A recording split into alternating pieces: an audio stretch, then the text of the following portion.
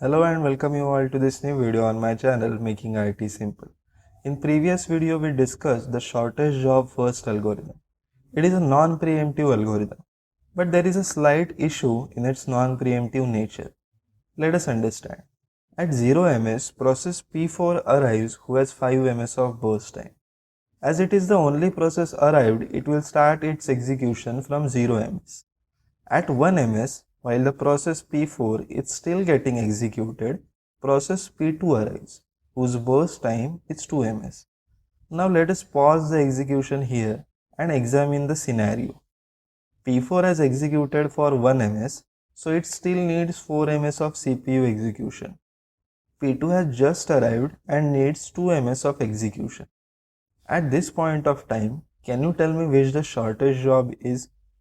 It is P2 with 2 ms. But as SJF is non-preemptive, P2 has to wait for P4 to get completely executed. But what if SJF was preemptive? Then P2 being the shortest job would have got the chance for execution. Here comes in our today's algorithm, shortest remaining time first, which we can call as preemptive version of SJF. Let us try to understand SRTF in deep. Shortest remaining time first is a CPU scheduling algorithm. We previously have discussed FCFS and SJF, but they were non-preemptive algorithms. That means if there are many processes in ready queue, they all are in ready state. The scheduler, based on some condition, will schedule one process for CPU execution. That means that process will go from ready state to running state. While that process is getting executed, no other process will get scheduled or that process will not be removed from running state. It will complete its execution and get out of running state to terminated state. But SRTF is preemptive algorithm. Now what is a preemptive algorithm? Similar scenario, there are processes in ready queue, that is in ready state. Scheduler will schedule one process based on some condition for CPU execution. That means it goes in running state. Now the scheduler can preempt that process, means it can move that process from running state back to the ready queue, even if it has not completely executed, and schedule another process for CPU execution. Now why will it do that? One reason can be priority. The first process had less priority than the second process. Another reason can be time quantum. Each process gets executed for a particular amount of time, and there can be few more reasons. This preemptive approach is used in SRTF. So let us understand how SRTF actually works. So let us solve a problem to understand. This is our table containing process names, arrival time and burst time. And following will be our Gantt chart. Take a note that all values in this example are in milliseconds. So starting at 0 ms, which processes have arrived? P4 has arrived at 0 ms and no other process is in ready queue at 0 ms. So P4 will get scheduled for execution. From 0 ms to 1 ms, it will get executed. Now after each unit of time, the ready queue will be analyzed if any new process has arrived. How? Let us see. Now 1 ms has been passed. Has any other process arrived in a ready queue? Yes, P3 has arrived at 1 ms. Now we need to compare. But will we compare 3 and 8? No. The algorithm is called shortest remaining time first. P4 has been executed for 1 ms, so remaining execution time for it will be 2 ms. So we compare 2 ms and 8 ms. 2 is less than 8, so P4 will get executed from 1 ms to 2 ms.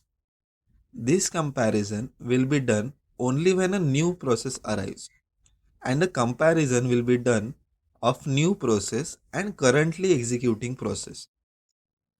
Again, we check for new process at 2 ms. These two are still in ready queue. Now the remaining time for P4 is 1 ms. And at 2 ms, one more process arrived, that is P1. Now we do not compare P3, it is already done when it arrived. Now we compare P4, that is currently executing process, with P1, that is newly arrived process. 1 being the shortest, P4 will get executed from 2 ms to 3 ms. Now P4 has completed its execution, so it will get terminated.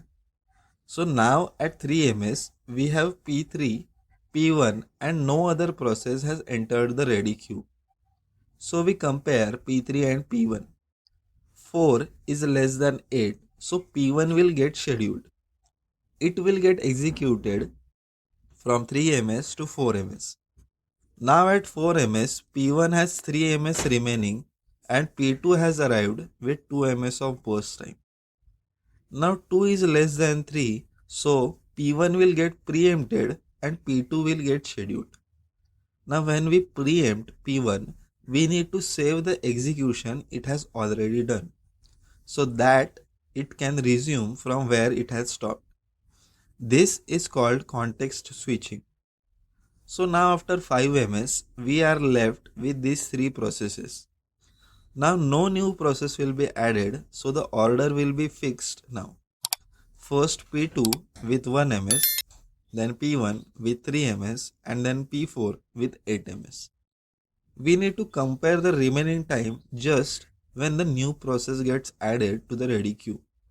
So P2 will get executed from 5 to 6, then P1 from 6 to 9 and finally P3 from 9 to 17.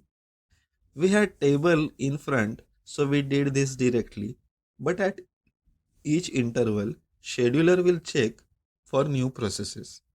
This is how SRTF will work. It works on burst time similar to SJF, but processes can get preempted, so remaining time must be considered.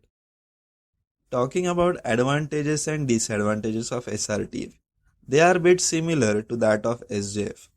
First advantage is processes with short burst time are executed quickly. Second advantage is average waiting time and average turnaround time for this algorithm is very low. Now the disadvantages. First disadvantage is more CPU consumption. As there is lot of context switching, that is preempting one process and scheduling another, context switching consumes a lot of CPU time. Another disadvantage is process starvation. Similar to SJF, if there is a process with more burst time and short processes keep on coming, it is likely to starve. So this is all about shortest remaining time first. We discussed preemptive versus non-preemptive, working of the SRTF, its advantages and disadvantages. Hope you understood all the concepts. If your doubts got cleared and you understood the concept, like the video and share it with your friends, classmates, colleagues, or any other person who needs help with these concepts. And for more such simplified and amazing videos, subscribe my channel Making IT Simple and press the bell icon to get notified about new videos on the channel. See you in the next video. Thank you.